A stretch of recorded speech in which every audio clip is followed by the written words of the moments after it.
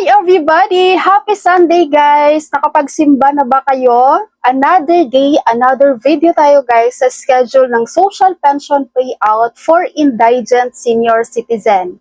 So meron ulit akong mga nakuhang schedule doon sa mga area na nag-anunsyo ng kanilang payout. And hindi to ganun kadami guys, not like sa last video ko no, na madami yon. So ito kunti lang siya pero at least may bagong schedule, no? So again guys, ito po ay sa Social Pension for Indigent Senior Citizen amounting to 6,000 pesos para sa first semester ng 2024 January to June. Okay, so meron na po guys a schedule, meron ng anunsyo ang Masbate. Ayan, so mga nag-follow up ng Masbate dyan.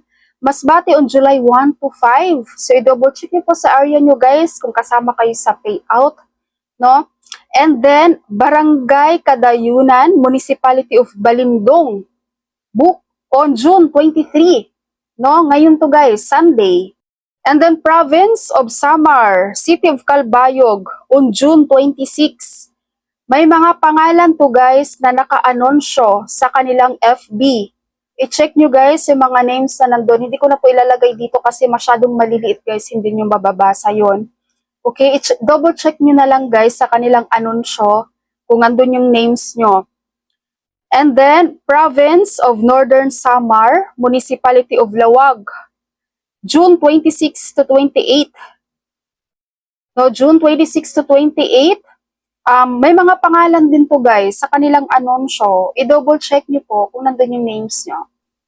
And then si Parañaque City guys, nabanggit ko to sa previous ko, start sila sa June 28. No, ang social pension payout. And then si Caloocan City naman, start sila sa June 24, no, Monday, para sa social pension payout naman. Alright, so yun lang guys ang aking nakalap na mga bagong anunsyo para sa social pension payout for indigent senior citizen.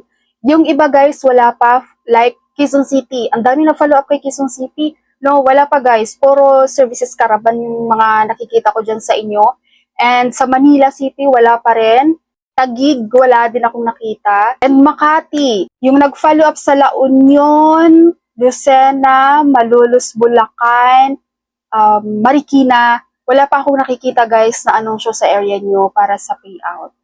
And syempre, hindi naman ako nawawalan guys ng pag-asa na magkakaroon din ng anunsyo dyan sa area nyo para sa payout ng social pension, no?